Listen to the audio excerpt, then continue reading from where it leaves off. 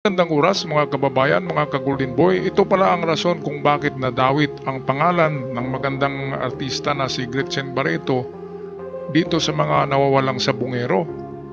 Kaya dito sa bidyong ito ay malalaman natin kung bakit. Kaya panoorin natin ang video courtesy sa atin ng GMA Integrated News.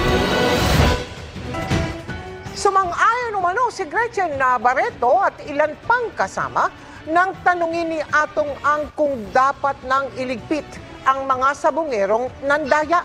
Ayon pa rin yan sa whistleblower na si Dondon Patidongan na nagdetalye ng mga nasaksihan at narinig sa isang pulong ng binansaganyang Alpha Group. Ito po ang grupo ng mga taong pinakamalalapit kay Atong Ang kung saan kabilang umano si Patidongan. Gayun din anya si Barreto at iba niyang isinangkot sa pagkawala ng mga sabungero. Narito ang aking pagtutok. Kuha ito sa binyag ng anak ni Julie Dondon Patidongan alias Totoy.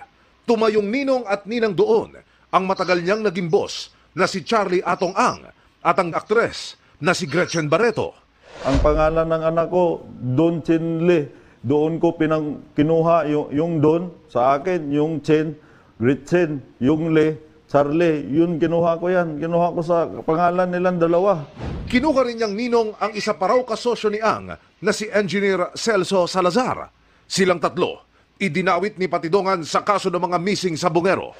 Kwento ni Patidongan, magkakasama daw sila ni Barreto at Salazar sa Alpha Group ng negosyante.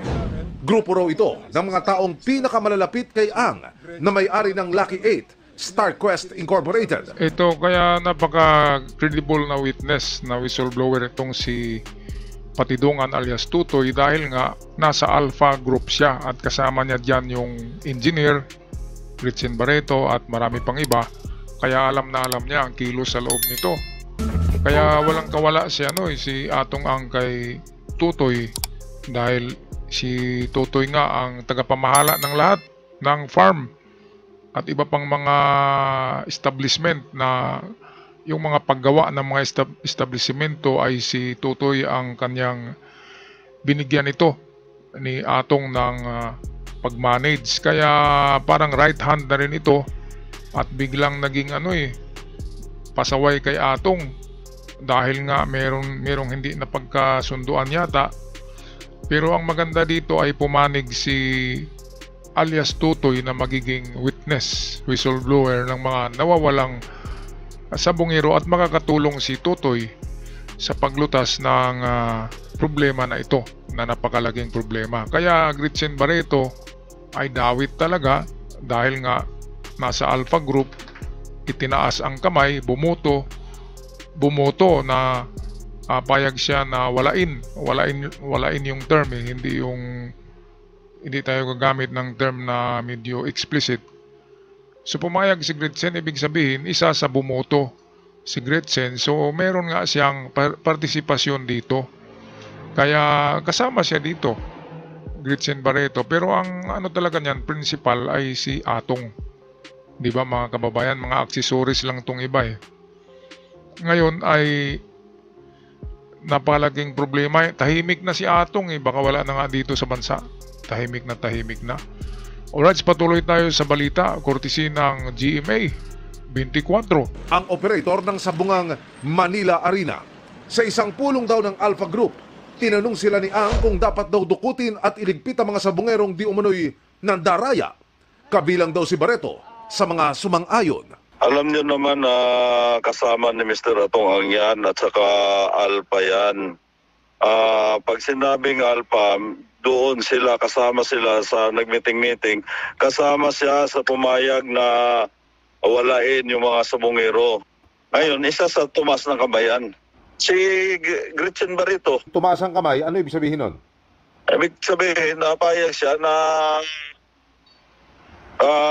umabor siya doon sa kagustuhan ni Mr. Atong Ang. Okay. Kasama sa pumayag si Gretchen Barreto.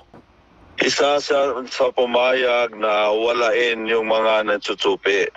Kasi sabi nga ni Mr. Atong Ang, pag hindi natin gawin yan, babagsak yung negosyo natin. At imposibleng tututol siya, katabi siya mismo lagi ni Mr. Atong Ang pag nag-meeting. Ibig sabihin, taasan ng kamay yun. Paboran yan, tinitingnan kung sino ang against o hindi. Meron ka pa bang ibang ebidensya kay Gretchen?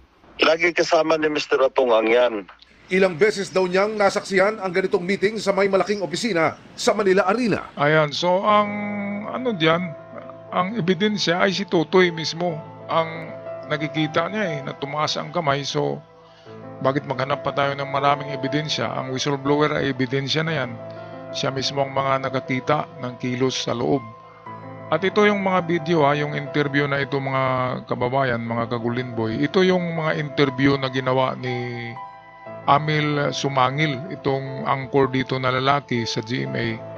Ay pinagbantaan din ito. Ang buhay, pinagbantaan din. Kaya nga merong mga balita nung nakaraang linggo na nanawagan ng proteksyon ang kanyang asawa dahil may mga banta sa buhay ni Amil Sumangil dahil dito sa interview na ito. Kasi napakaraming episode ang pinalabas ni Amil Sumangil sa interview at dito na iladlad na lahat, na ipagita lahat ang mga gawain diyan sa isabong na hindi maganda dahil sa kay alias Tutoy na whistleblower. At kung wala si Amil Sumangil ay hindi lalabas itong mga ganitong video na napanood natin ngayon mga kababayan. Alright, tapusin na natin ang videong ito. 6 sa mga nawawalang sabungero ay huling nakita sa Manila Arena base sa CCTV na ito noong January 13, 2022. Kaya si Patidongan may pakiusap kay Barreto. Kay Ma'am Gretchen, para matapos na to, Madam, total, tulungan mo na ako sa kaso dito para maawa ka naman, makonsensya ka naman sa dun sa mga nawalang sabungero. Hinihinga namin ng reaksyon sina Ang, Barreto at Salazar sa mga bagong pakayag ni Patidongan. Para sa GMA Integrated News, Emil Sumangil, nakatutok 24 oras. Ayan, maraming salamat Amil Sumangil para sa inyong balita na binigyan natin ng reaksyon ngayon. Ang nangyari ngayon ay napaka kahit tayo naguguluhan na, di ba? At kinakabahan na rin. Mas lalo na si Atong Ang at ang kanyang mga kasama diyan sa sabungero issue ay lalong kinakabahan. Gretchen Barreto ay hindi yata yan titistigo kontra kay Ang, kasi isang bigay lang yan ni Ang ng regalo ay tatahimik na yan Kaya wag na tayong mag-expect na magtestimonya against Atong si Gretchen dahil nga nagkapera na siya kay Atong Kaya loyal na yan kay Atong. Kaya antayin na lang natin tong iba pang mga ebidensya, malapit ng Baka next week malantad na ang DNA, may pakita na ang DNA ng mga sako-sakong buto na nakuha sa lawa. At diyan, kapag nagmatch ang isa diyan sa isa sa mga relatives ng mga nawawala, ay wala nang kawala. End of the story, end of the road para kay Atong. Alright, so mga kababayan, ano sa palagay nyo? Gretchen Barreto ay dapat bang isama diyan sa sabungero issue? Dapat bang kasuhan? Paki-comment na lang sa ating comment section, at sa mga bago pa lamang sa channel, huwag kalimutan mag-subscribe para palagi tayong updated at malaking tulong na rin para sa aming mga content creator. Hanggang sa muli, paalam!